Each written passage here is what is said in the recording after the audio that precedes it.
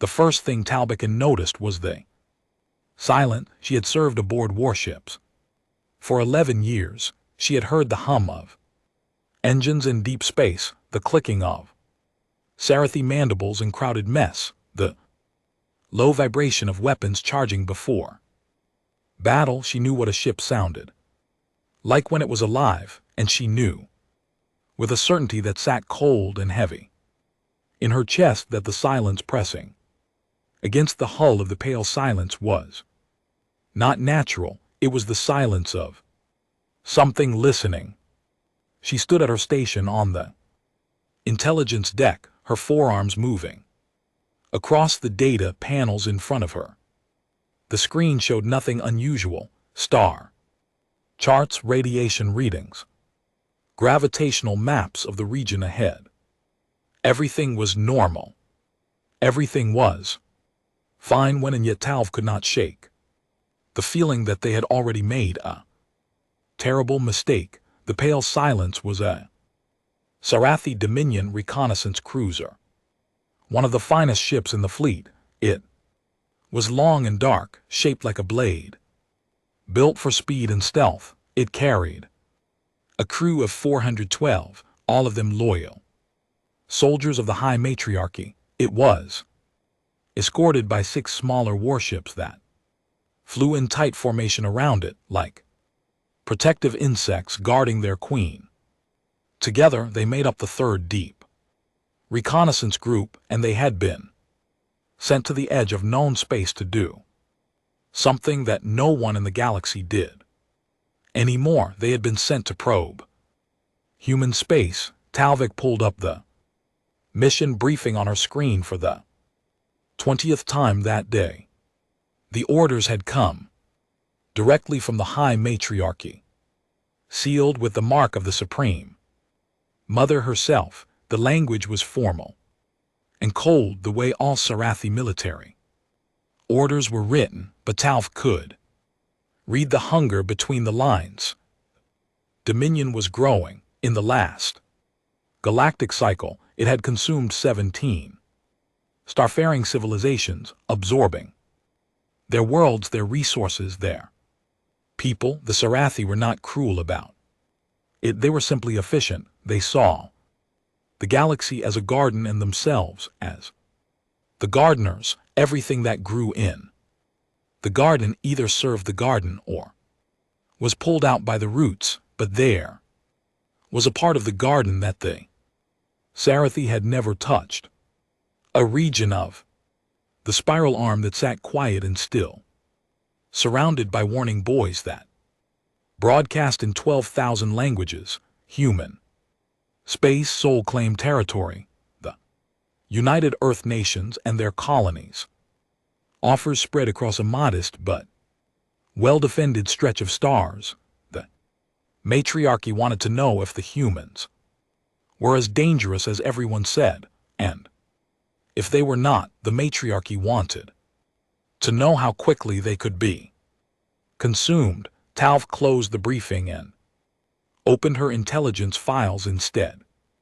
This was her job. She was an analyst, trained to study enemy civilizations and find their weaknesses. She had done it for the Corvasi, the Dren, the Hollow singers of battle use. She was very good at it. She could look at a species and see where it was soft, where it was brittle, where it would break, but the human files made her uncomfortable.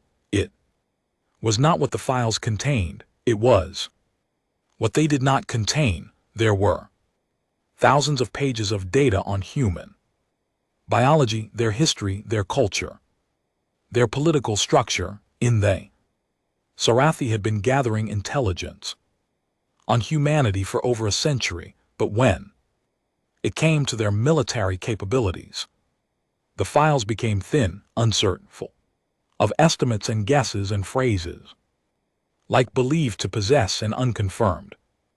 Reports suggest no one knew what the humans could actually do, and the reason no one knew was simple and terrible. Everyone who had gone to find out had either come back broken or had not come back at all. Talc scrolled through the records. The Dreth Combine had sent a slaving fleet of 40 ships into human space 300 years ago. None returned. The Korvathi Empire had launched a full military invasion with 200 warships. They were neutralized in 11 minutes.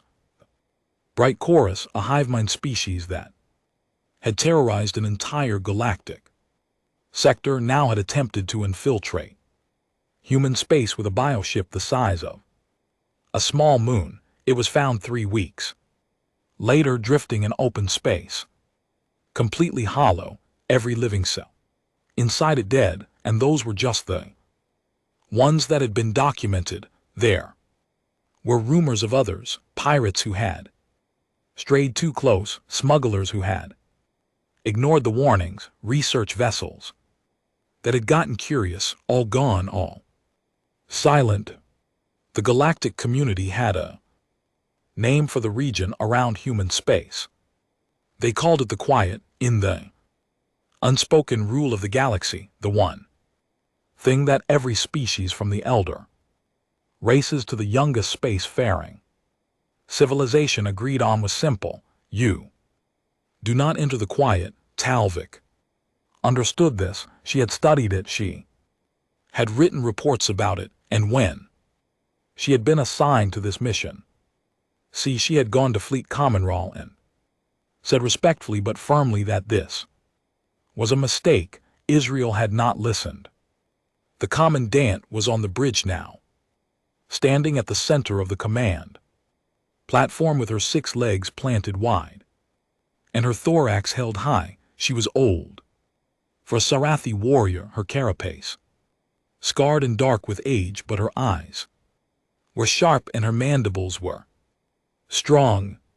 She had conquered 3 civilizations for the matriarchy. She had earned her rank through blood and brilliance, and she was afraid not of the humans. Issel was afraid of the matriarchy. She was afraid of returning empty-handed, of admitting that the Sarathi Dominion, the greatest military power in the known galaxy, was too frightened to even look at a young species that had only been in space for a few centuries, and that fear drove her forward like a whip, and it made her deaf to caution. How long until we reach the buoy perimeter? Isher asked, her voice clicking and sharp. The navigation officer checked his instruments. 6 standard hours. Commandant, good. Maintain course and speed. All ships in formation. Talbek watched from her station and said nothing. There was nothing left to say. She had made her objections. They had been noted and dismissed. Now all she could do was watch and record and hope that the humans were not as terrible as everyone believed. The hours passed slowly. Talc spent them reading. She went back through the human files again, looking for anything she might have missed. She studied their biology. They were soft creatures, warm-blooded, with only 2 arms and 2 legs. They had no natural armor, no venom, no claws worth mentioning. By Sarathi standards, they were physically unremarkable. A single Sarathi soldier could tear a human apart in close combat without much effort. But the files also noted something else. Humans were persistent. They did not give up. They did not stop. When they were hurt, they healed.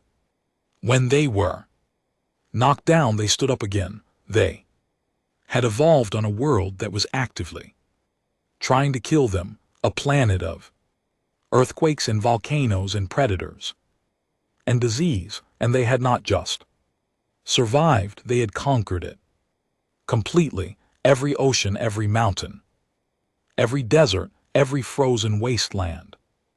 They had bent their entire world to their will through nothing but stubbornness and cleverness, and an absolute refusal to accept defeat.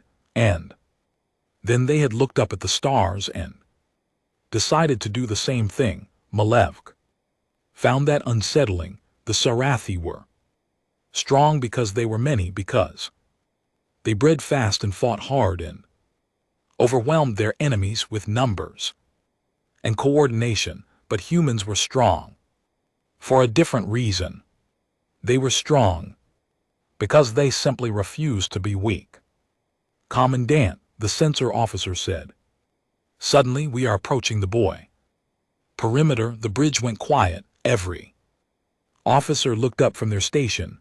On the main display, the star map showed a line of small blinking dots stretching across their path. The warning buoys on screen. Errol ordered. The display shifted to show the view ahead. They were small, the buoys, barely larger than a Sarathi escape pod. They floated in a long, even line, spaced exactly the same distance apart, stretching in both directions as far as the sensors could see. Each one pulsed with a soft blue light, and each one was broadcasting. The communications officer touched her panel, and the bridge filled with sound, a voice calm and clear and utterly without emotion, speaking in perfect Sarathi. The pronunciation was flawless. The grammar was precise. It sounded like a Sarathi elder reading from a sacred text. You are approaching human administered space. Identify yourself and state your intentions. Unauthorized entry is prohibited if you do not. And GT clears throat. And GT identify yourself. You are advised to change course immediately. There will be no second warning. This message repeats. The voice stopped, then it started again. Exactly the same, word for word. It was not a recording made by a Sarathi. It was a human system speaking their language with perfect fluency. And that small detail was somehow more frightening than anything Talc had read. In the intelligence files, they knew the Sarathi language. They spoke it perfectly, which meant they had studied the Sarathi probably for a very long time, and the Sarathi had never even noticed. Disable the broadcast, Isaru said. It is noise, nothing more. The communications officer cut the sound, and silence returned to the bridge, but it was a different silence now, heavier, charged with something that Talvik recognized as fear. Commandant, Talvik said carefully. Permission to speak denied. Iru did not even look at her. All ships maintain formation. We crossed the perimeter in 2 minutes. Talvik felt her heart's beating fast, both of them pounding in her chest like drums. She looked around the bridge and saw the same fear in every officer's eyes. They were soldiers. They were trained. They were loyal, but they were also alive. And every living thing in the galaxy knew on some deep and primal level that crossing into human space was not something you did if you wanted to stay alive. The pale silence crossed the line. The boys fell behind them, still blinking, still broadcasting their warning to empty space. Ahead there was nothing, just stars, just the cold, ordinary vacuum of deep space. But it did not feel ordinary. It felt like walking into a dark room and knowing with absolute certainty that something was already in there with you, something that could see you perfectly even though you could not see it at all. Sensor sweep, Israel ordered. Full spectrum. And I want to know everything within 10 light years. The sensor officer worked his instruments. Talvik watched him. Watched the way his upper arms trembled slightly as he adjusted the controls. The results came back quickly. Nothing. Commandant, no ships, no stations, no energy signatures. The area is completely empty. You see, Errol said, and there was something like triumph in her voice. Empty space. The humans rely on fear and Reputation, there is nothing here but. Talvik was staring at her own screens, and what she saw made her blood run cold. The long-range sensors were picking up ghost signatures, faint echoes of energy that appeared and disappeared too fast to track. They were everywhere, scattered across the sensor grid like reflections on water. Each one lasted less than a heartbeat. Each one was in a different location. Where in each one, when Talvik ran the analysis, matched the energy profile of a ship, not one ship, not 10 ships. Hundreds of ships, maybe thousands, flickering in and out of existence.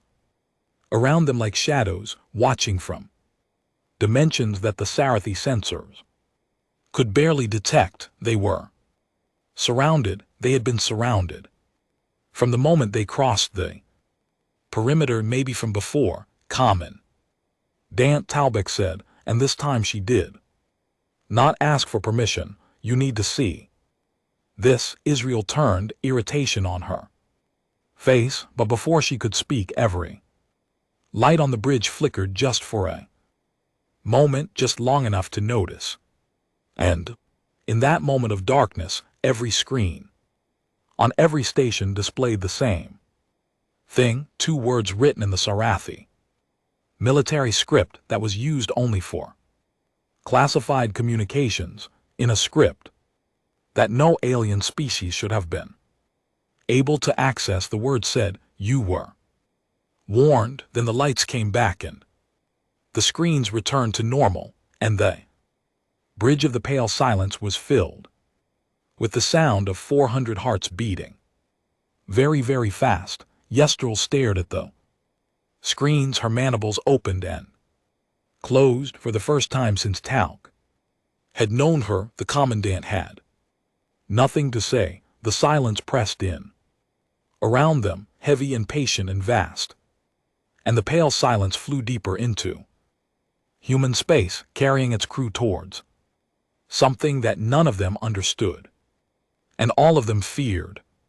And somewhere in the dark between the stars, something watched them come and waited. 3 days had passed since they crossed the buoy perimeter, and the pale silence had not been attacked. No weapons had been fired. No enemy ships had appeared. Nothing at all had happened, and that was the worst part. Talv had not slept properly since the message appeared on the bridge screens. Neither had most of the crew. She could see it in their eyes, in the way they moved through the quarters, in the way conversations died the moment someone mentioned where they were. Fear had settled into the ship like a disease, quiet and spreading, and no amount of discipline could cure it. Issel pretended not to notice. The commandant spent her time on the bridge studying star charts and issuing orders with the same sharp confidence she always had. But Talvik noticed that Israel had stopped sleeping too. She noticed that the commandant's mandibles clicked nervously when she thought no one was watching. Hunar, she noticed that Israel had quietly ordered the weapons officer to keep all systems at full readiness at all times, even though they were supposedly in empty space with nothing to fight. The ghost signatures continued. Every few hours, Talbek's sensors would pick up another flicker of energy, another phantom ship appearing and disappearing at the edge of detection. She had stopped reporting them to Israel. The commandant did not want to hear it. She had decided that the signatures were sensor glitches, natural phenomena, anything other than what they obviously were. They were being watched. They were being followed.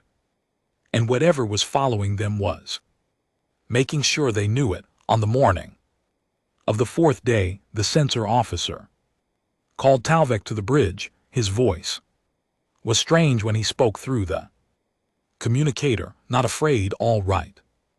Exactly, something beyond afraid. Something that had passed through fear. and come out the other side into a kind of numb disbelief. You need to see this, he said. Everyone needs to see this. Talvek climbed to the bridge and stopped in the doorway. Every officer on duty was standing still, staring at the main display. Nobody was speaking, nobody was moving. They just stood there looking at what the censors had found, and Talvik looked too, and she understood why nobody could speak.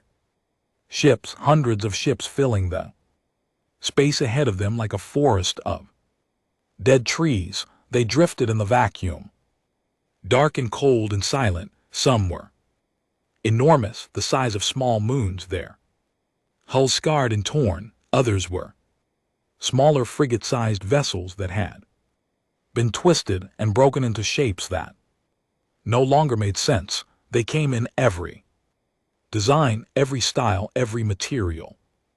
Talvik recognized Corvadi dreadnoughts with their distinctive blade-shaped prows.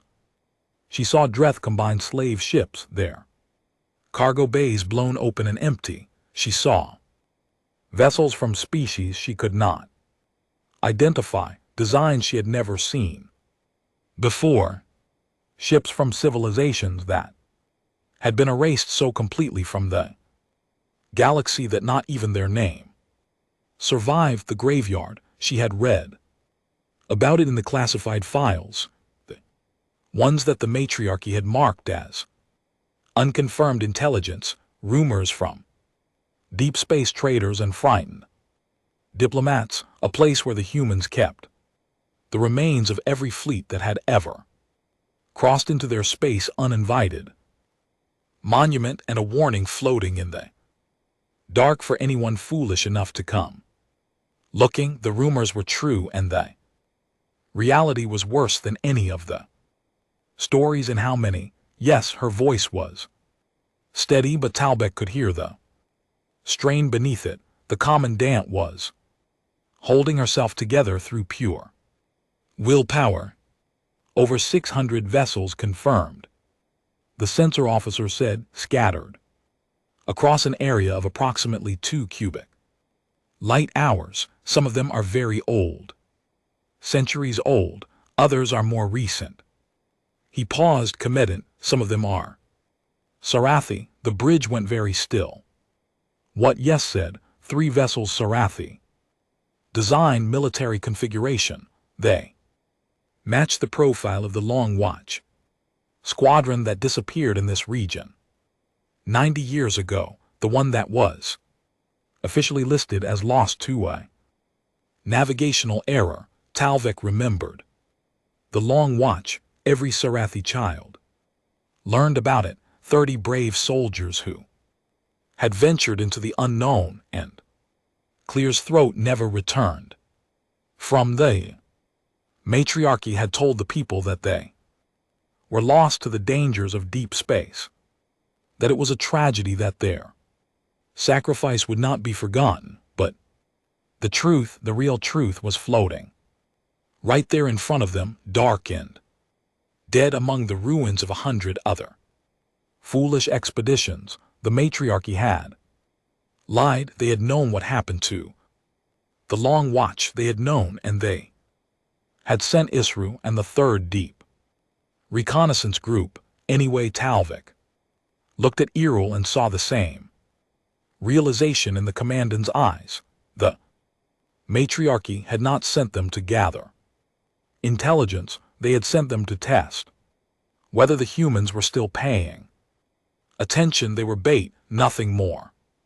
Commandant, Talvik said quietly, we should turn back. Israel said nothing for a long moment. Then she straightened her thorax and clicked her mandibles together with a sharp sound. We will investigate, prepare a boarding team.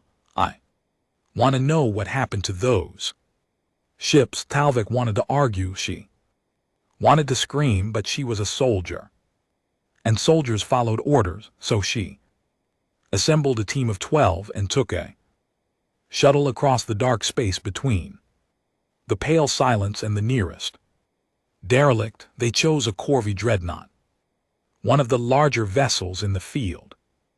It was massive up close, nearly 3 km long, its armor plating thick and heavy. The Corventi had been famous for their warships. They built them to last, designed them to take punishment that would tear other vessels apart. This ship looked like it could have fought for 1,000 years, but it was dead. Completely, absolutely dead. No power, no heat. When no atmosphere, it drifted in the vacuum like a stone at the bottom of an ocean. And when Talvik's shuttle docked at the nearest airlock, the sound of the magnetic clamps engaging echoed through the hull like a heartbeat in an empty chest. The boarding team entered in full vacuum suits, weapons drawn, lights cutting through the absolute darkness inside the ship. The corridors were intact. That was the first thing Talk noticed. There was no battle damage, no scorch marks from energy weapons, no breaches in the hull, no signs of any kind of conventional attack. The ship had not been destroyed. It had simply been turned off. This does not make sense, muttered Sergeant Crail, the team's combat specialist.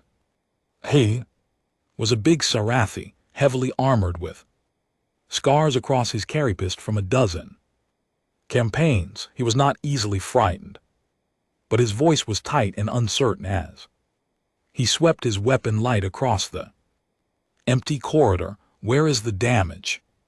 Where is the fight? There was no fight, Talv said. She could feel it in the stillness of the ship. Whatever had happened here had not been a battle. It had been Clear's throat, something else entirely. They found the crew on the command deck. They were still at their stations, every one of them. The captain in her command chair, the weapons officer at his console, the navigation team at their instruments. They were perfectly preserved, encased in some kind of amber-colored substance that had hardened around them like glass. Their bodies were intact. Their uniforms were pristine. Their hands were still reaching for control, still frozen in the middle of whatever they had been doing when it happened. And their faces, Montauk would never forget their faces. The Sivanti were a reptilian species, cold-blooded and hard-cowed, not given to strong facial expressions, but every single crew member on that bridge wore the same expression burned into their features like a brand. Their eyes were wide, their mouths were open, their claws were extended, gripping their console so hard that the metal had bent under the pressure. They were terrified. They had been frozen in the moment of their greatest fear, preserved forever in that instant of absolute horror, and whatever they had seen in that last moment was still there in their eyes, staring out through the amber like a warning to anyone who came after. Cray took a step back. What did this to them? Talvik did not answer. She was looking at the ship's data console. Unlike the crew, the computer systems were not encased in amber. They were simply dead, unpowered but structurally intact. She connected her portable data unit and began pulling whatever information remained in the storage banks. Most of it was corrupted. Time and power failure had degraded the files beyond recovery. But she found fragments, pieces of the ship's log, sensor readings from the final hours. She pieced them together as the rest of the team searched the ship, and the picture that formed made her feel sick. The Corvathi fleet had entered human space with 200 warships, 200 of the most powerful vessels their empire had ever built, crewed by their best soldiers, armed with weapons that had conquered a dozen worlds. They had come to take human space by force, confident in their strength, uncertain that no young species could stand against the might of the Kavathi Empire. The battle lasted 11 minutes, Talvik. Read the sensor logs 3 times to make sure she was not making a mistake. 11 minutes from the first human contact to the last Corvi ship going dark. 11 minutes for 200 warships to be neutralized, and the log showed something else. Something that turned the cold in Talvik's blood to ice. Humans had not used the same method.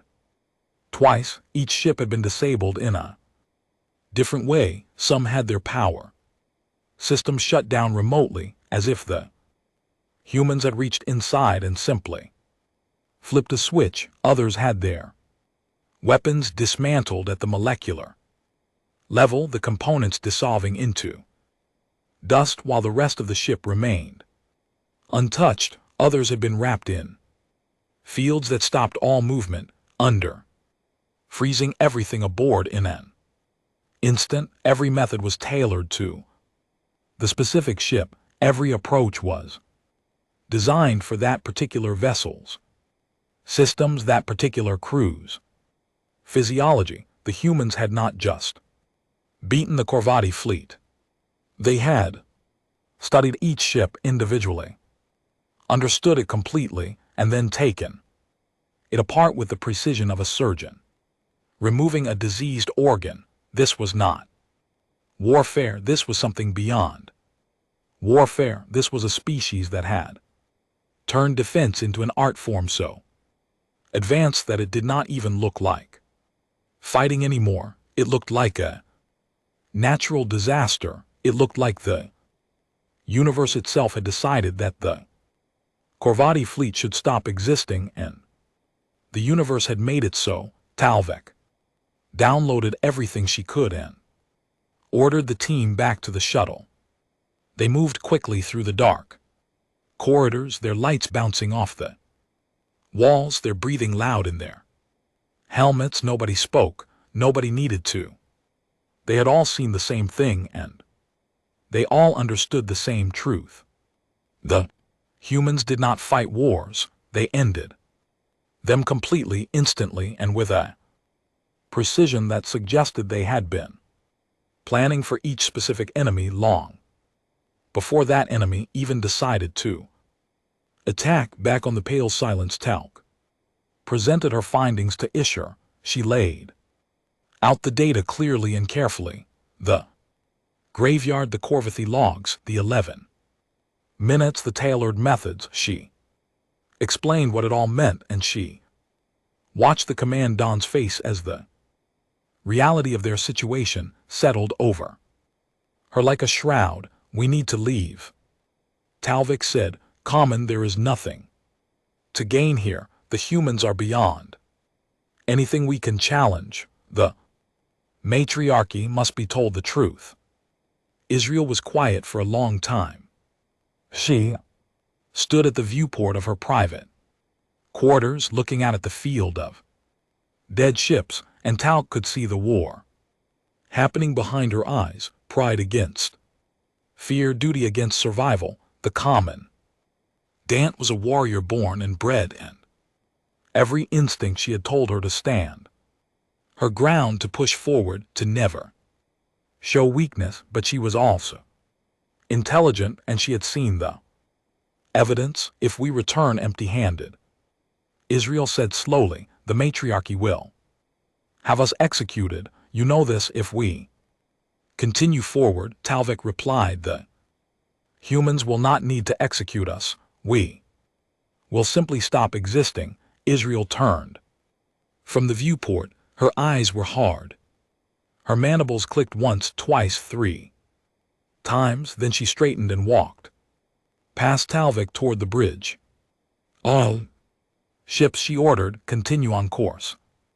Increase speed to maximum. Talvik closed her eyes. She had tried, she had done everything she could, and now they were going to fly deeper into the dark, past the graveyard of every fool who had come before them, toward whatever waited at the heart of human space. She returned to her station and found a message, waiting on her personal communicator. It should have been impossible. The communicator was a closed system, encrypted with Sarathi military codes, connected only to the ship's internal network. No external signal should have been able to reach it, but there it was, clear and simple, written in Sarathi, script so perfect it could have come from a matriarchy scribe. It said, "You have seen what happens. You can still leave." Talvik stared at the message for a long time, then she looked up at the main display where the stars ahead burned cold and bright, and she wondered if the humans were offering her a kindness or showing her exactly how deep inside their systems they already were.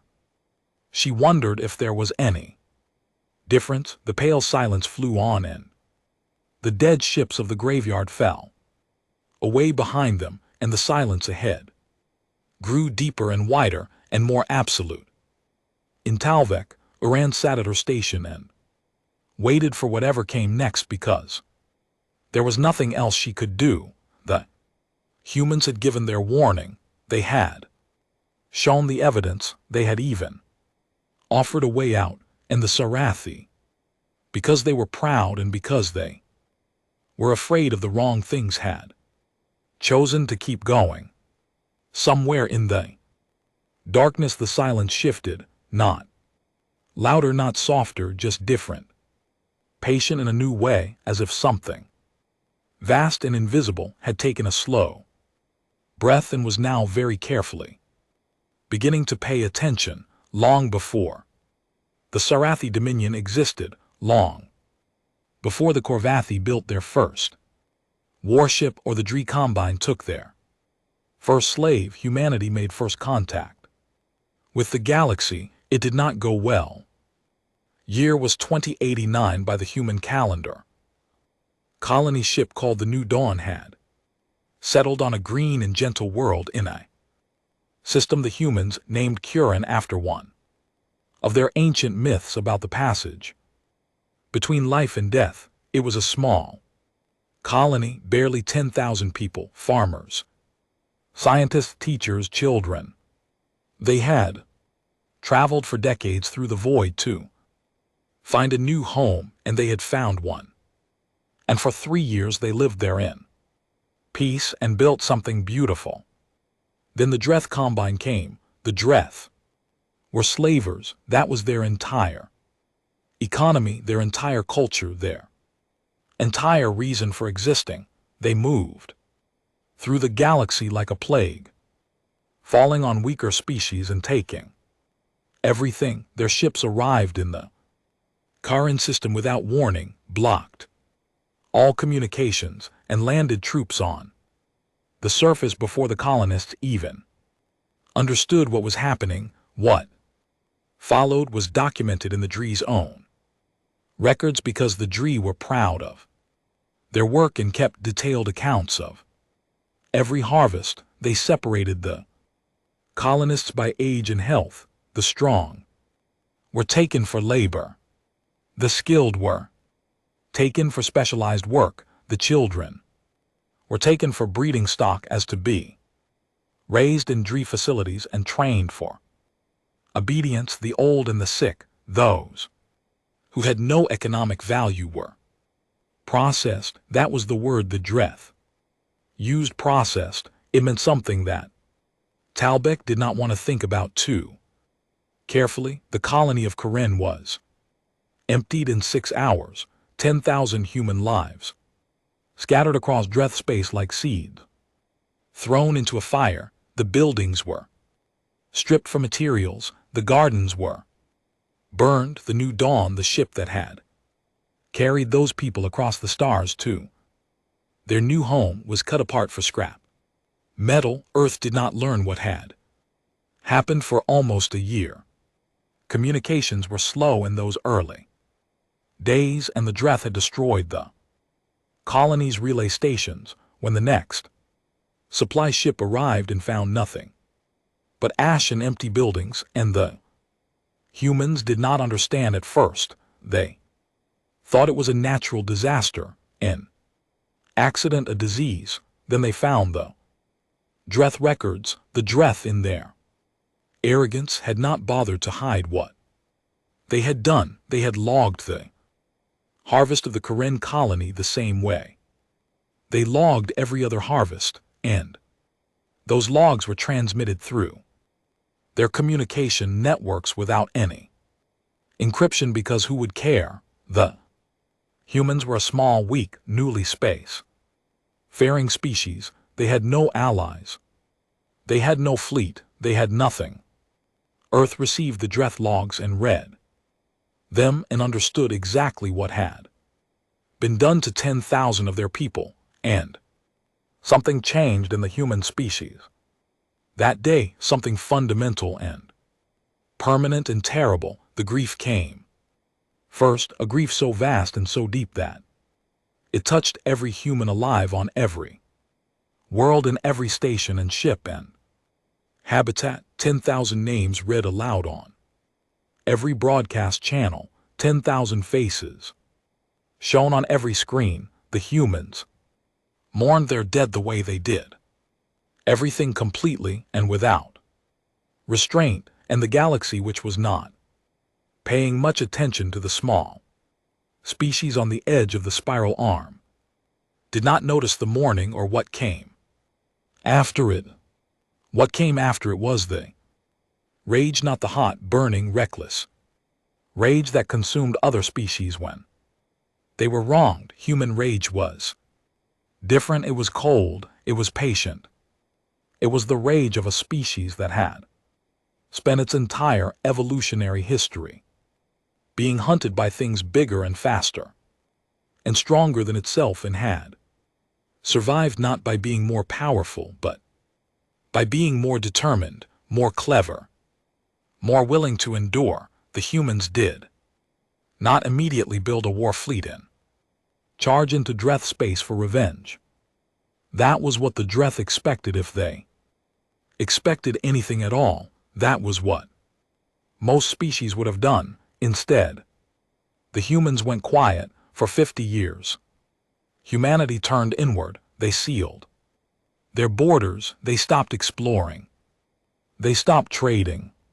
They stopped communicating with the few alien species they had made contact with. To the rest of the galaxy, it looked like the humans had retreated into their shell, frightened by their first encounter with the reality of interstellar civilization. Some species laughed about it, others forgot about the humans entirely. But inside that shell, behind those sealed borders, humanity was transforming itself. In it they poured every resource they had into two things: understanding the galaxy and making themselves impossible to destroy. They studied every species they could gather data on. Their intelligence networks, even in those early days, were extraordinary. They sent probes so small they could not be detected by any known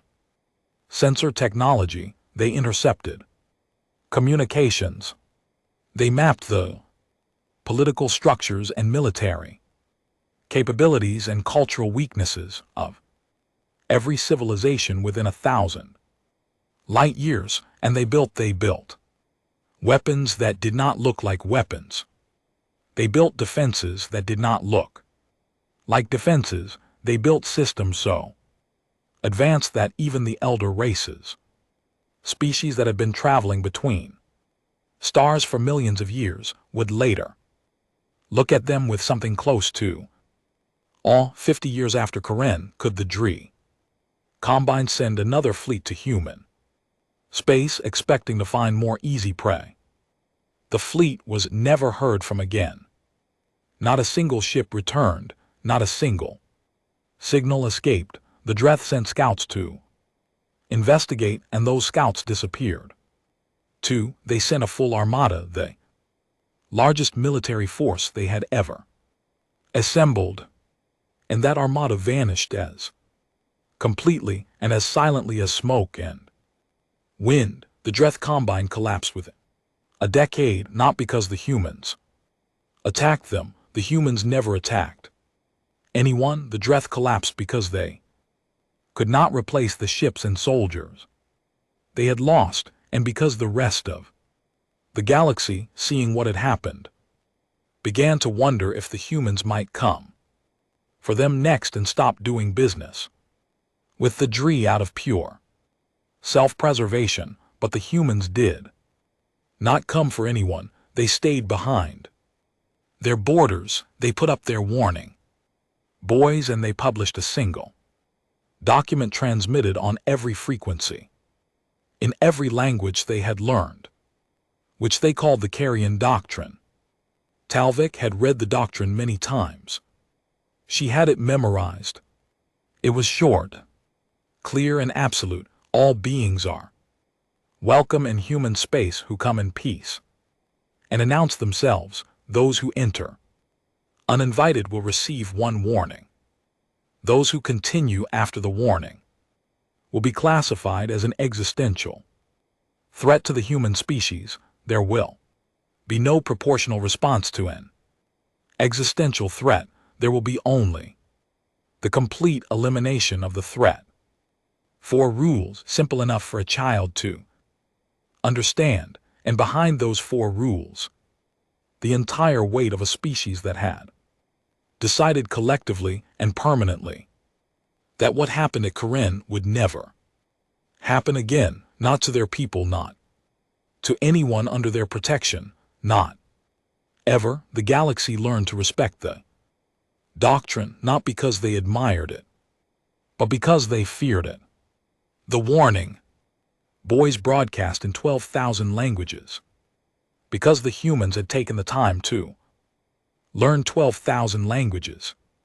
The graveyard existed because the humans kept the evidence of every violation as a reminder, and the silence around human space was not empty. It was full of systems and watchers and weapons that no one outside of human space fully understood. Talvik thought about all of this as the pale silence flew deeper into the dark. She thought about Corinne.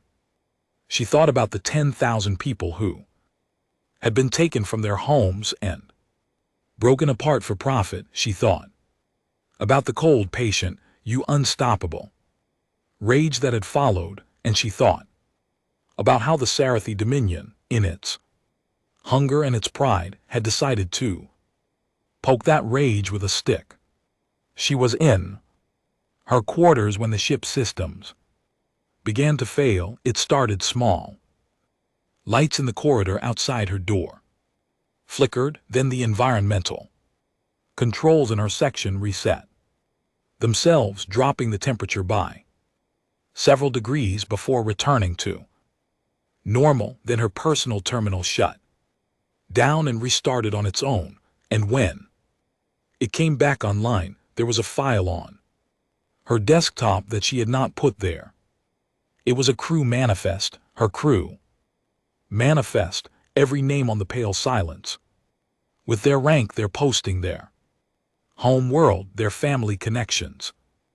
Next to each name was a note written in perfect Sarathi listing that crew members' medical conditions, impersonal fears, and psychological profile. Humans had not just studied their ship. They had studied every single person aboard it. They knew Cray's old combat injury that sometimes made his left arm seize up. They knew the navigation officer's fear of confined spaces. They knew that the communications officer had a daughter back on the home world who was about to enter her first breeding cycle. They knew everything, and they had placed this file on Talvik's terminal, not to threaten but to show her exactly how thoroughly they had been watching. It was a message that said, "We see you. All of you completely." Talvik took the file to Yisrael. The commandant read it in silence. Her mandibles did not click. Her eyes did not blink. She simply read. And when she was finished, "See," she said, The data pad down on her desk and stared at it for a long time. They are trying to frighten us, Iru said finally. They are succeeding, Talvik replied. Fear is a weapon. It can be used by anyone. It does not mean they have the strength to back it up. Come and daunt with respect. The graveyard suggests otherwise. 600 ships from dozens of species, all neutralized, all preserved as evidence. The Karvati fleet destroyed in 11 minutes, the Dreth Combine erased from history. These are not the actions of a species that relies on bluffing. Karvati were weak, the Dreth were arrogant. We are Sarathi. Isal stood and walked to her viewport, looking out at the stars. The matriarchy did not send us here to be frightened by ghost stories and old wrecks. We have our orders. Talk wanted to say that the matriarchy had sent them to die. She wanted to say that Israel's pride was going to kill them all. She wanted to grab the commandant and shake her until she understood that they were not dealing with an enemy that could be measured in ships and soldiers and firepower. They were dealing with something else entirely, something that had been preparing for this moment for 300 years, but she said none of these things because even as she stood there, the ship shuddered. It was not a violent shudder, it was gentle, almost delicate, like a hand brushing across the hull. But it ran through the entire ship from bow to stern, and every system on every deck flickered in unison. Then the main engines went offline, not in the way engines fail it with alarms and warnings and emergency protocols. They simply stopped.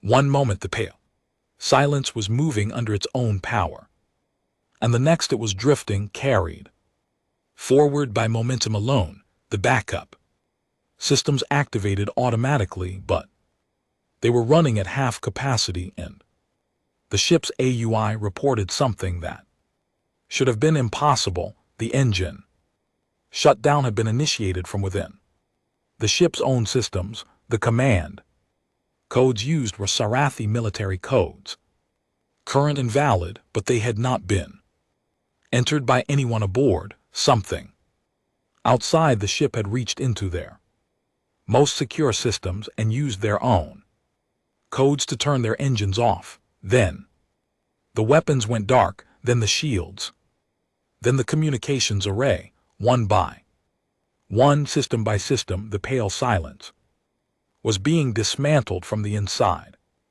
when its own technology turned against it by an invisible hand that knew every code, every protocol, every weakness. Stood on the bridge and watched her ship die around her, and for the first time Talvik saw real fear in the commandant's eyes, not the controlled, managed fear of a soldier facing a known enemy. This was the raw primal terror of a creature realizing that it was completely and utterly helpless. Get the engines back online, Isru ordered, her voice cracked. On the last word, we cannot command. Dant, the engineering officer said. The shutdown codes are cycling too fast. Every time we override one, another clear's throat activates. It is like fighting our own shadow. Escort ships reported the same thing.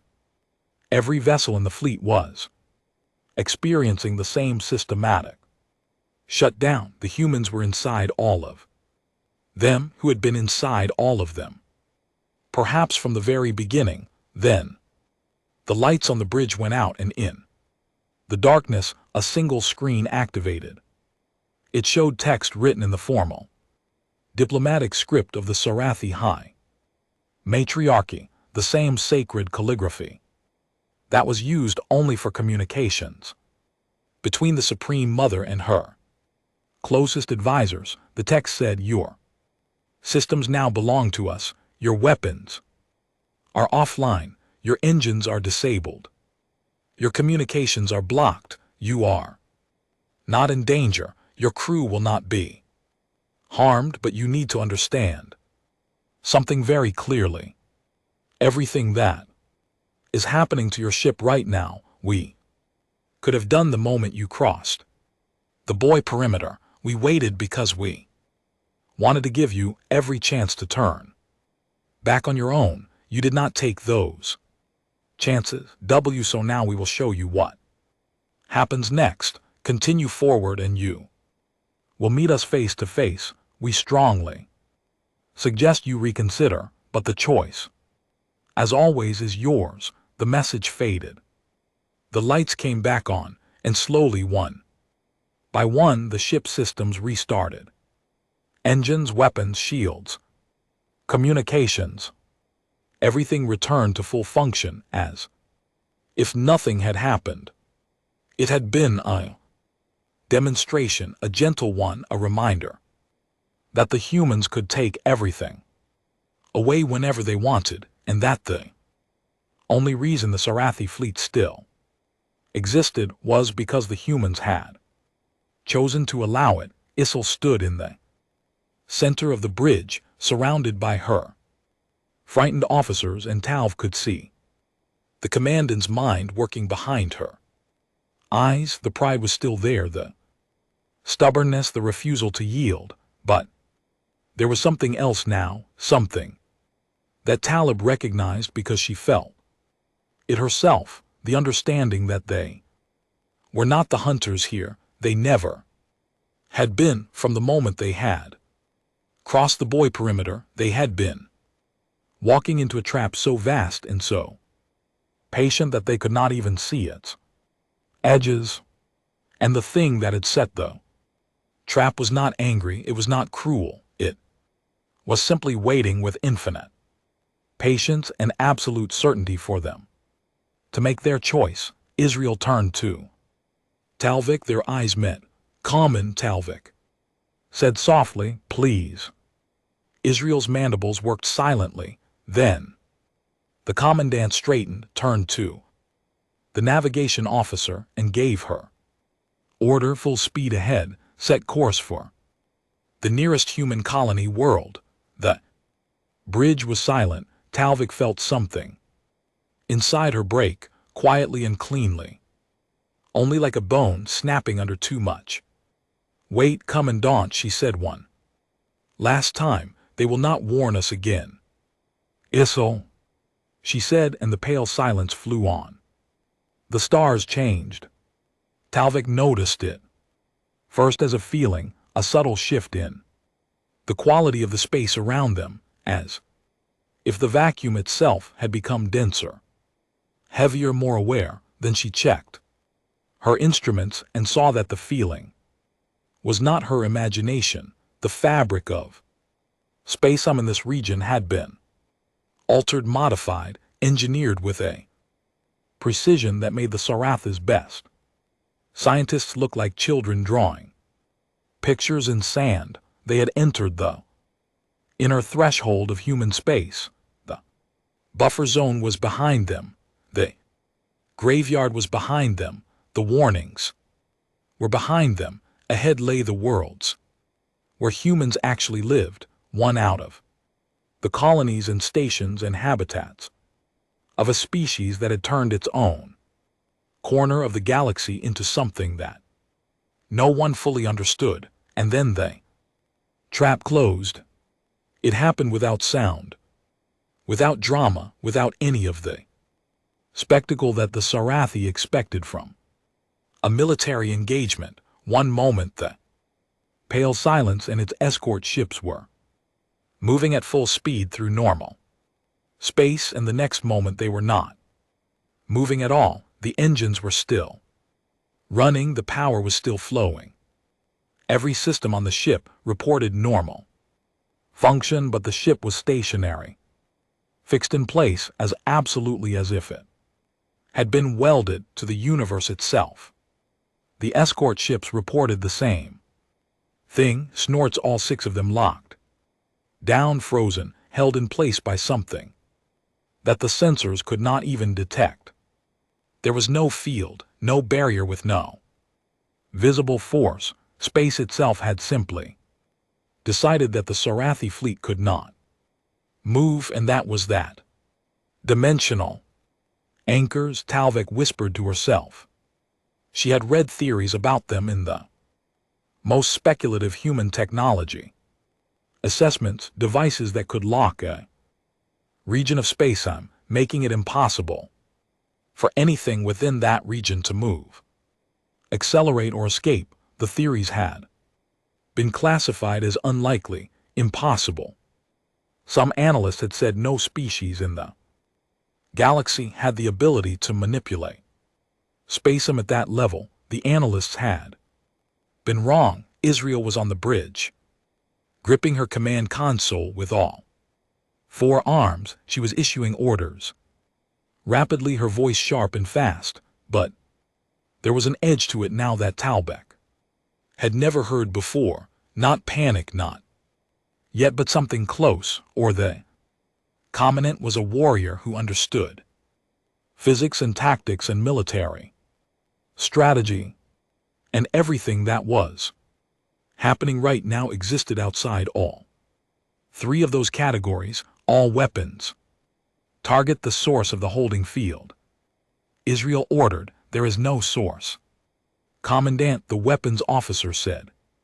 His voice was shaking. The field has no origin point. It is everywhere. It is the space itself. Then target anything. Everything. I want a full spread. All directions. Command, we cannot fire. The weapons are online, but the targeting systems are reporting that there are no valid targets. The systems believe we are alone. Israel slammed her fists on the console. We are not alone, no, said a voice that did not belong to any Sarathi. You are not. Every head on the bridge turned. Ikar, the main communications channel, had activated on its own, and through it came a voice, speaking in perfectly accented Sarathi. But it was not the flat, mechanical voice of the warning boys or the text messages that had appeared on their screens. This voice was warm, alive. It belonged to a real person, and it carried a tone that Talvik found more unsettling than anything she had encountered so far. The voice was kind. This is Commander Ilara Mangi of the United Earth Nations. Vessel, quiet resolve, warden class. Operating under the authority of the Solarian Defense Compact. I am addressing Fleet Commandant in Israel of the Sarathi Dominion 3rd Deep Reconnaissance Group. Come, and I would like to speak with you. A ship appeared on the sensors, just one. It seemed to materialize from nothing. Yama, as if it had been there all along and had simply chosen to become visible. It was small, absurdly, insultingly small, where the pale silence was a kilometer-long blade of dark metal and heavy armor. The human vessel was compact and sleek, perhaps 100 meters from bow to stern. It looked more like a private yacht than a warship. It had no visible weapons, no heavy armor plating, no shield projectors that the Sarathi sensors could identify. It was by every military metric the Sarathi used not a threat. And yet it had stopped them. One small ship had frozen an entire fleet in place, and it sat there now, floating in the void in front of them, calm and still, and utterly unafraid. I count one vessel, the sensor officer said. His voice was barely a whisper. Crew complement 9 crew members. Aboard. The bridge went silent. Each 7 Sarathi warships, over 2,000 soldiers, enough firepower to crack a planet's crust, and across from them one small ship with 9 humans inside. It command is rule. The voice of Commander Mangi continued. I know this situation is frightening, and I want to Assure you that neither you nor your crew are in danger. I'm not here to threaten you. I'm here to talk. May I have your attention for a few minutes? Issel, showing the tiny human vessel, her mandibles worked slowly, clicking and grinding. Then she activated the communication channel. You are addressing a commandant of the Sarathi Dominion. You will explain how you are holding our ships. Of course, Mangi said. Your fleet is being held in a localized space-time stabilization field. It is temporary and harmless. Your engines, your systems, your life support, everything is functioning normally. The field simply prevents movement. Think of it as a pause button. When our conversation is finished, the field will be released and you will be free to move. Free to move where? That depends on you, Commandant. I have an offer to make, and I hope you will consider it carefully. There was a pause. Talvik could hear her own blood pumping through her body. The bridge was so quiet that she could hear the individual breaths of every officer around her. I know why you are here, Wangi continued. The High Matriarchy of the Sarathi Dominion ordered this reconnaissance mission 47 standard days ago. The order was issued by Supreme Mother Cathala during a closed session of the Inner Council. Councillors Bryn, Ol and Tar voted in favor, and Councillors Mareth and Vale voted against. The mission was classified at the highest level of Sarathi military secrecy. Another pause. Israel's face had gone completely still. The information Wangi had just recited was known to perhaps a dozen beings in the entire Sarathi Dominion. It was the kind of intelligence that should have been impossible for any outsider to possess. I also know, Mangi continued gently, that intelligence officer Talkurin has argued against this mission from the beginning and has been overruled. I know that Sergeant Crail has a degenerative condition in his left thoracic nerve cluster that has not been reported to medical. I know that your navigation officer, Lieutenant Piss, he keeps a pressed flower from his home world in his personal locker and looks at it every night before he sleeps. The navigation officer made a small, strangled sound, his upper arms wrapped around his body, a gesture of self-protection that Talvik had not seen from a grown Sarathi since childhood. I tell you these things not to frighten you, Mangi said. I tell you so that you understand the depth of our knowledge and the sincerity of what I'm about to say. We have watched you since before you left Sarai space. We knew you were coming before your commandant received her orders. We have had plenty of time to prepare, and what we have prepared, Commandantal, is not a battle, it is a choice. Wangi paused. When she spoke again, her voice was even softer. Here is your choice. Power down your weapons. Allow my ship to escort you back to the border of human space. Your crew will not be harmed. Your ships will not be damaged. You will be returned safely with all personnel and equipment, and you will go home. You will tell the matriarchy what you have seen and experienced, and you will tell them that humans are not their enemy unless they insist on making us one. And if I refuse, Israel asked her voice was quiet, then I will be very sorry, Commandant, because you seem like a person of honor and your crew seem like good people who are far from home, and none of you deserve what happens next. But if you refuse, you will not be going home. You will join the graveyard, and 50 years from now, some other fleet from some other species will find your ships drifting in the dark and wonder what happened to you, and then they will know exactly what happened because the same thing always happens, silence. Complete absolute silence. Talvik looked. At Israel, the commandant was standing. Very still, her body rigid, her eyes fixed on the small human ship floating.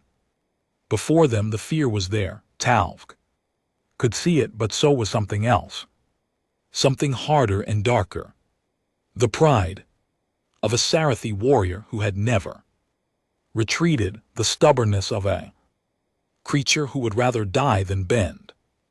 And the shame, the terrible crushing shame of being helpless in front of her crew, of being shown clearly and undeniably that everything she believed about Sarathi's strength and superiority was a lie, that the mighty Sarathi, dominion, conqueror of 17 civilizations, was nothing more than an insect buzzing at the edge of a giant's garden. Kameen, Talvik said, her voice was barely a whisper, please take the offer. Isru turned to look at her. Their eyes met, and Talvik saw the moment. The commandant's pride won the war against her reason. It was like watching a door close, something shut down behind Yuru's eyes. Something that might have been wisdom or caution or the simple desire to live, and what replaced it was the cold, hard certainty of a being who had decided that death was better than surrender. All ships, Israel said, open fire. The weapons officer hesitated just for a heartbeat, his hands hovering over the controls, his eyes wide with the understanding of what was about to happen. Then training took over, as it always did, and he pressed the controls, and every weapon on every Sarathi ship fired at once. The void lit up, energy beams, what a plasma torpedoes, kinetic rounds accelerated to a fraction of light speed. Everything the Sarai fleet had, every weapon designed to crack armor and shatter shields and burn worlds, unleashed in a single massive volley aimed at the small, quiet ship floating before them. The shots never arrived, they simply stopped, frozen in space, hanging motionless in the void between the Sarathi fleet and the quiet resolve, suspended by the same impossible technology that held the ships themselves. Hundreds of projectiles and energy beams, enough firepower to level a continent, fixed in place like insects in amber. The quiet resolve had not moved, it had not raised shields, it had not fired a single shot. In return, it sat there calm and still, surrounded by the frozen fury of the Sarathi fleet, and it did not even seem to notice. That was your answer, said Commander Mangi. Her voice carried no anger, no satisfaction, only a deep and genuine sadness. Now here is ours. The escort ships went dark. It happened in a single heartbeat. 6 warships each, carrying over 200 crew, simultaneously lost all power, engines, weapons, shields, life support, everything. They went dark and cold and silent, drifting in the void like the dead ships in the graveyard. And on the pale silences sensor, their status indicators changed from green to black in one horrible instant, but their life signs remained. Talvik checked frantically, her hands flying across her instruments, and yes, there they were, every crew member on every escort ship was alive. Their hearts were beating, their lungs were breathing. They had not been killed. Weren't their ships had simply been switched off around them as quickly and as cleanly as someone blowing out a candle. Only the pale silence remained active, only the flagship, Israel's ship, still had power and light and air. And Talvik understood why. The humans had left it active on purpose. They wanted Israel to see. They wanted her to sit on her bridge, surrounded by her dead fleet and understand exactly what had happened and exactly who had done it. The frozen weapons fire dissolved, the energy beams and torpedoes and kinetic rounds simply faded away, broken down at the molecular level, returning to the void as harmless particles in seconds. There was no trace that anyone had fired at all. 9 humans, 1 small ship, and in the space of a heartbeat they had erased the fighting capability of 7 Sarathi warships without killing a single person. Mangi's voice came through the channel one more time. It was quiet now, almost gentle. Commandant Iser, your escort ships have been disabled. Their crews are alive and unharmed. Life support will be maintained indefinitely. Your flagship remains active because I wanted you to hear this directly. A pause. We did not want this. We never want this. Every species that enters our space uninvited is given every chance to leave peacefully. You were given the warnings. You were shown the graveyard. You were given the message on your screens. You were shown what we could do to your systems, and you still chose to fire on us. Another pause, longer this time. But we understand. We understand pride. We understand duty. Why do we understand?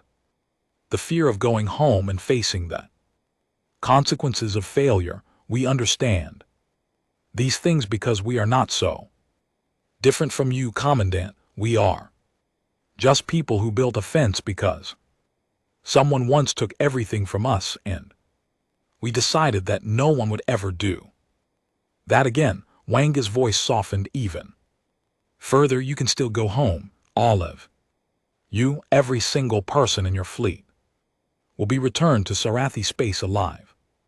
And well, your ships will be repaired. Your wounded pride will heal, and someday perhaps your matriarchy will send an ambassador instead of a warship, and we will welcome them with open arms. That is our hope. That has always been our hope. The channel went quiet. The bridge of the pale silence was still. Every officer stood frozen at their station, staring at their screens, not knowing what to say or do or think. They had just witnessed something that defied every law of warfare they had ever learned. They had fired everything they had at a single small ship, and that ship had not even blinked. Isher stood at the center of it all, alone in the middle of her bridge, and she looked old, not tired, not defeated, old, as if the last few minutes had aged her by decades, stripping away everything she had believed about herself and her people and her dominion, and leaving behind only a small, frightened creature who had come face to face with something vast and incomprehensible and utterly beyond her ability to fight. Her mandibles clicked once, twice, then she closed her eyes and her shoulders dropped, and she spoke in a voice so quiet that Talvet could barely hear it. Stand down, all weapons offline. Bonnie, all systems to passive. The weapons officer obeyed instantly. Relief so obvious it was almost physical. Across the bridge, Talk saw the same relief in every face. Not joy, not triumph, just the profound, bone-deep gratitude of creatures who had been certain they were about to die and had been given against all expectation one more chance to live. The quiet resolve moved for the first time, gliding forward until it hung directly in front of the pale silence's bridge viewport. Talv could see it clearly now, close enough to make out the details of its hull. It was beautiful in a way that Sarathi ships never were. Elegant, clean, built not to intimidate but to function, and functioning so well that intimidation was unnecessary. Through one of its small viewports, Talc caught a glimpse of a figure, a human one, small and soft and fragile by Sarathi. Standard, 2 arms, 2 legs, a face. That could have belonged to any of a million unremarkable species, but behind that face was a civilization that had turned its own grief into the most terrible shield the galaxy had ever known, and the thing that made Talvik's heart's ache, the thing she would remember for the rest of her life, was that the human at the viewport was smiling, not in triumph, not in cruelty, in sadness, because they had not wanted it to come to this. And it had come to this anyway, the way it always did. Space-time field released, the Sarathi fleet drifted free, and the quiet Resolve, still carrying its crew of 9, turned slowly and began to guide them home. Talk woke in her quarters and did not know where she was. For a moment she lay still, staring at the ceiling, Anna listening to the hum of the ship around her. The sound was familiar and unfamiliar at the same time, like hearing a song she knew, played on an instrument she did not recognize. The engines were running, the air was flowing, the lights were on. Everything was normal. Then she remembered, and the weight of it settled over her like a stone. She sat up and checked her personal terminal. The ship's clock told her she had been asleep for 14 hours. That was wrong. She had not meant to sleep at all. The last thing she remembered was standing on the bridge, watching the quiet Resolve turn to lead them out of human space, and then nothing, a gap, as if someone had gently closed a door in her mind and let her rest. She wondered if the humans had done that too, or if they had reached into the ship's environmental systems and released something into the air, some chemical or frequency that brought sleep because the crew needed it and the humans had decided they should have it. It was the kind of thing they would do. Careful, precise, kind, in a way that felt almost frightening, because kindness from something that powerful was harder to understand than cruelty. Talvik dressed and made her way to the bridge. The corridors were quiet but not empty. Crew members moved through the ship in small groups, speaking in low voices, their movements careful and subdued. They had the look of people who had survived something enormous and were still trying to understand what it meant. Some of them nodded to Talvik as she passed. Others did not seem to see her at all, lost in their own thoughts, with their eyes focused on something far away. The bridge was running on a skeleton crew. Half the stations were unmanned, and the officers who remained were watching their instruments with the dazed attentiveness of people who did not quite trust reality anymore. The main display showed the stars ahead, and among those stars, moving with a calm and steady grace, was the quiet Resolve. Human ship was leading them home. It moved at a gentle pace, well within the capability of the damaged Sarathi fleet. And behind it, the pale silence in its 6 escort ships followed in a loose formation. The escorts were running. Again, their systems had been restored, not by Sarathi engineers, but by whatever invisible force the humans had used to shut them down. Every ship was fully functional. Every system was online. Every crew member was alive and unharmed. Nobody had been hurt. That was the part that Talv kept coming back to. After everything that had happened, after the warnings and the graveyard and the shutdown and the weapons fire and the demonstration of power so vast it made her dizzy to think about. Not a single Sarathi had been injured. Not one. The humans had dismantled the fighting capability of an entire fleet, and had done it with the care of a Parent taking a dangerous toy away from a child. Tal found Cray standing near the tactical station, his forearms folded across his chest, watching the human ship on the display. How are the crew? She asked. Confused, Cray said. Scared, relieved, some of them are.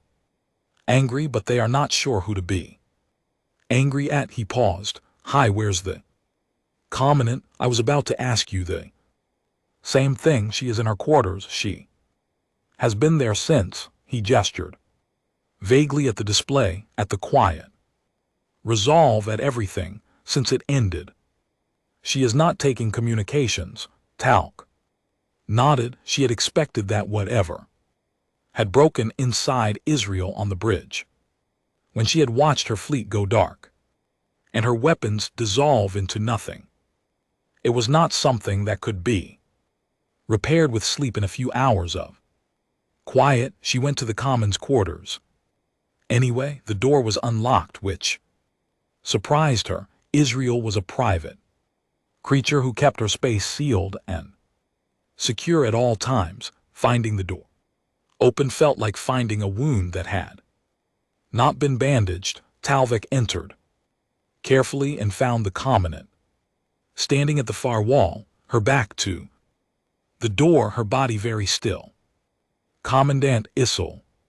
Come in. Talvik closed the door. Talvik closed the door and stepped further into the room. It was dim. The lights turned down to their lowest setting, and in the gloom she could see that something was different about the wall that Israel was staring at. There was writing on it, not on a screen or a data pad. On the wall itself, burned into the metal in thin, precise lines, as if someone had used a laser to engrave words directly into the bulkhead. The writing was in Sarathi. Not common Sarathi, not the everyday language of soldiers and workers. It was the sacred calligraphy of the high matriarchy, the formal script that was used only for the most important communications, the language of law and ceremony and ultimate authority. It was a script that took Sarathi scholars decades to master. No alien should have been able to reproduce it. The humans had written it perfectly. Talvik read the words. We could have erased your fleet in the time it took you to read the sentence. We chose not to. Tell your matriarchy that we will always choose not to, as long as we are given that choice. Take away our choice and we will take away yours. The words hung there, carved into the wall of the most private room on the ship, in the most sacred script of the Sarathi people. It was a message to Isru, but it was also a message to the matriarchy, delivered in a language and a format that no Sarathi authority could dismiss or ignore. The humans had not just beaten the Sarathi fleet, they had reached into the heart of Sarathi culture and spoken to it directly in its own voice, shorn with its own words. They were in my quarters, Israel said quietly, while I slept. While we all slept, they came aboard, or they sent something aboard, and they wrote this on my wall in my quarters on my ship. She turned and Talvik saw her face. It was empty, not angry, not afraid, just empty, like a house that someone had moved out of and left behind. They could have done anything. They could have killed me. They could have killed all of us. Instead, they wrote a message on my wall in the matriarchy's own hand. Yes, Talvik said. There was nothing else to say. Do you understand what that means? I think so. It means they are not our enemy. An enemy would have destroyed us. An enemy would have taken our ships and our technology and our people and used them. That is what the Dominion would have done. That is what the Corvadi would have done. That is what anyone in the galaxy would have done. Israel's mandibles clicked slowly, but the humans Let us live. They stopped our weapons. Without hurting us, they shut down our ships without killing anyone. They walked into my private quarters and left. A note, Talvik, not a bomb, not a blade, a note. She walked to her chair and sat down heavily, and for the first time Talvik noticed how old the common looked, how tired, how small. I have spent my entire life conquering things, Israel said. I have burned worlds and shattered fleets and ground civilizations into dust, and I was proud of it. I thought that was strength. I thought that was what strength looked like. She looked at the writing on her wall. I was wrong. Strength is what they just did, having the power to destroy us and choosing not to. That is strength. That is something the Sarathi have never understood. Talvik sat down across from the commandant and said nothing for a while. They sat together in the dim room, two soldiers who had gone looking for a fight and found something else entirely, something bigger and stranger and more difficult to understand than any enemy they had ever faced. What will you tell the matriarchy?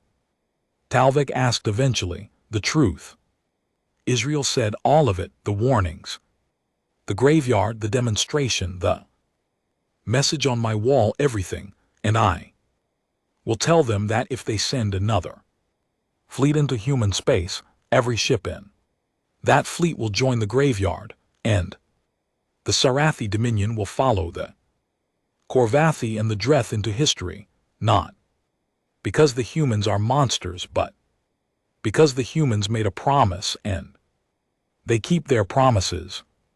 The journey back to the border took 5 days, 5 quiet, strange, surreal days during which the Sarathi fleet followed the tiny human ship through the vast and silent space that everyone in the galaxy had learned to fear. Nothing happened during those 5 days. No more messages, no more demonstrations, no more ghost signatures or system shutdowns or words carved into walls, just the steady, patient journey of a small ship leading a broken fleet home. The crew spent those days in a kind of daze. Some of them talked endlessly, processing what had happened through repetition, telling and retelling the story to anyone who would listen. Others went silent, retreating into themselves, working through their fear and their awe in private. A few of the younger soldiers gathered in the mess hall in the evenings and talked about the humans with a tone that Talvik had never heard Sarathi used before. Not fear, not hatred, not respect, exactly something closer to wonder. Krail came to Talvik on the 3rd day and sat beside her in the intelligence office, his scarred carapace looking older than she remembered. I have been thinking, he said. About what? About the Korvathi dreadnought. The crew preserved in amber, their faces. Yes, they were terrified, every one of them, but our crew is not terrified. We are confused, we are shaken, but we are not frozen in fear. Do you know why? Talvik thought about it. Because the Korvathi were attacked. We were not. No. Kra said. Because the Korvathi were given no chance. The humans destroyed them in 11 minutes, went without warning, without mercy. But us they warned again and again. They showed us the evidence. They took our weapons and gave them back. They shut down our ships and turned them on again. They did everything they could to make us turn around before it went too far. He leaned forward, his old soldier's eyes bright with something that might have been understanding. The Korvathi entered human space and attacked without hesitation, so the humans responded without hesitation, but we were given chances because the humans saw that some of us wanted to leave. They saw that you Wanted to leave. I think maybe they saved our lives because of you, Talvik. Because you tried to stop it and they were watching and they thought we were worth saving. Talvik did not know what to say to that. She sat with it for a long time after Cray left and turning it over in her mind, trying to understand a species that would go to such extraordinary lengths to avoid killing, even when killing would have been easier, even when it would have been justified. On the fifth day, the boy perimeter appeared on the sensors. The blinking line of small blue lit beacons stretched across their path, broadcasting their eternal warning in 12,000 languages. The quiet resolve slowed and then stopped, floating just inside the line, and the Sarai fleet drifted to a halt behind it. The communication channel opened one last time. This is Commander Mangi of the Quiet Resolve. Commandant Yisru, your fleet is at the border of human administered space. The dimensional stabilization field has been fully disengaged. Your ships are free to cross the perimeter and return to Sarathi territory, and all vessels are confirmed functional. All personnel are confirmed healthy. A pause. I want you to know, Commandant, that I meant what I said. You are not our enemy. None of you are. We take no joy in what happened here, and we hope sincerely that this will be the last time a Sarai fleet enters our space uninvited. But if it is not the last time we will be here, we are always here. Another pause, longer and softer. Safe journey home, all of you. The channel closed. The quiet resolve hung motionless for a moment, a small, bright shape against the dark, and then it was gone. Not warped away, not cloaked, just gone. As if it had never been there at all, as if the entire encounter had been a dream shared by 2,000 people. The pale silence crossed the boy perimeter. The warnings resumed. Behind them, white broadcasting their message to the empty space, patient and eternal ahead. The stars of familiar space burned steady and welcoming, and the Sarathi fleet limped home through the dark. Talvik wrote her report that night. She sat at her terminal for hours, staring at the screen, trying to find the words to describe what had happened. She wrote pages and pages and deleted them all. She tried technical language and military jargon and formal diplomatic phrasing, and none of it was right. None of it captured the truth of what she had experienced. In the end, she deleted everything and wrote 3 words: do not go. She submitted the report and went to bed, and for the first time since they had crossed the buoy perimeter, she slept without dreaming. The fleet arrived home. Isel presented her report to the matriarchy, and the details of what followed were classified at the highest level. But Talvik heard rumors. She heard that the Supreme Mother read Islet alone in her chambers for 3 days. She heard that the inner council debated for a week, and that the debate was the most heated in living memory. She heard that several counselors argued for a full military assault on human space, and that those counselors were silenced when Usul played the sensor recordings of 6 warships being switched off in a single heartbeat by a vessel crewed by 9 people. The matriarchy did not send another fleet. Instead, 2 years later, they sent an ambassador. The humans welcomed her with open arms. 50 years passed. The Sarathi Dominion and the United Earth Nations signed a formal alliance. Trade routes were established, where cultural exchanges began. Scholars traveled to Earth and studied human art in music and literature, and came back with a new understanding of a species that painted pictures and wrote songs and built gardens, a species that loved beauty as deeply as it loved strength. Human engineers visited Sarathi worlds and marveled at the architecture, at the intricate hive cities that rose toward the sky like living cathedrals, and the two species found to their mutual surprise that they had far more in common than they had ever expected. Sarathi larvae enrolled human universities, human children learned the clicking complex Sarathi language and thought it was wonderful. Fun joint research projects produced advances in science and medicine that neither species could have achieved alone. The border boys still broadcast their warnings, but now there was a second message alongside them. Sarathian human and a dozen other languages that said, friends of humanity are welcome here. Talvik Oran became a diplomat. She spent her later years traveling between Sarathi and human worlds, building the bridges that her younger self had been sent to burn. She learned to speak human languages, several of them, and she found that the sounds felt strange in her mandibles, but the meanings felt right in her heart.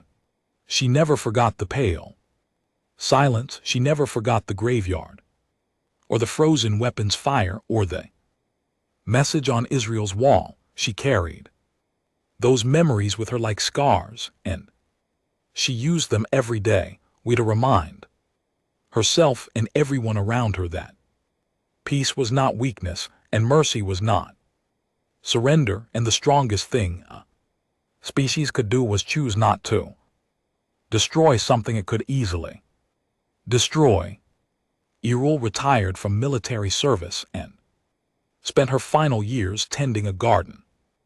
On her home world, she grew plants from a dozen worlds, including Earth, and she spent her evenings sitting among them, listening to the wind, thinking about a small ship called the Quiet Resolve and a human woman who had spoken to her with kindness while holding the power to erase her from existence.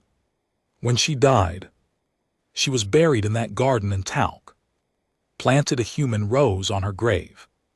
Commander Alar Mongi continued to serve aboard the Quiet Resolve for another decade before transferring to the diplomatic corps. Now she and Talc met in person for the first time at a peace conference on a neutral station, and Talvik, who had spent years preparing for that meeting, who had rehearsed a dozen different things she wanted to say, looked into Mangi's warm brown eyes and found that she could only say one thing: thank you for letting us go home. Wangi smiled. Thank you for going home, she said. Not everyone does.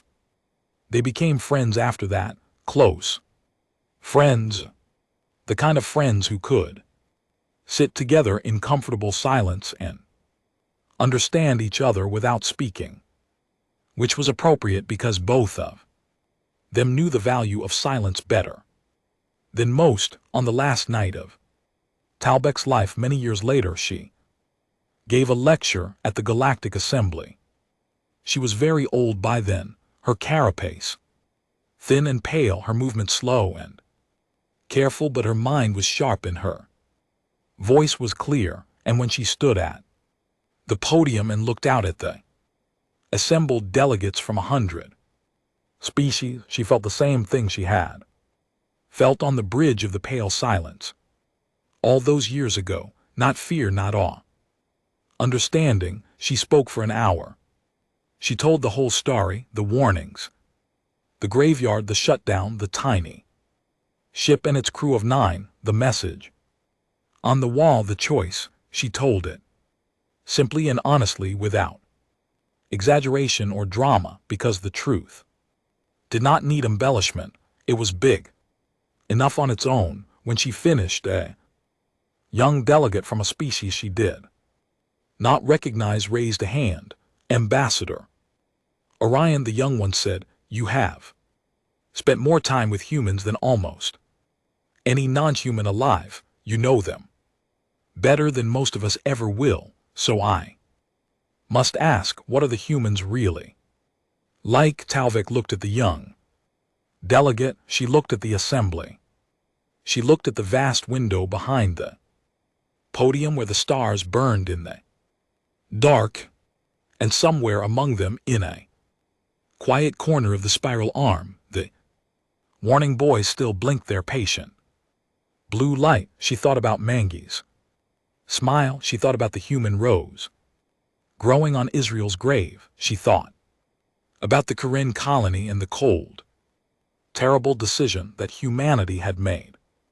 In its grief, she thought about the graveyard and the amber-preserved faces of the Corvati and the words carved into a wall in sacred script by a species that could have carved them into the fabric of reality itself, and she clicked her mandibles softly and said, "They are the kindest beings in the galaxy, and that is precisely why you should pray you never give them a reason to stop being kind." The assembly was quiet for a long time after that, and somewhere far away in the silence, between the stars, the warning boys continued to broadcast, patient and eternal, speaking in 12,000 languages, reminding the galaxy of a simple truth that every species eventually learned. No one enters human space uninvited, not unless they never wanted to return at all, and the humans wait in there silence, not because they want to fight, but because they remember what it costs them to learn that some things are worth fighting for, and they will wait forever if they have to, patient and kind and terrible and gentle, ready to welcome anyone who comes in peace, and ready, always ready for those who do.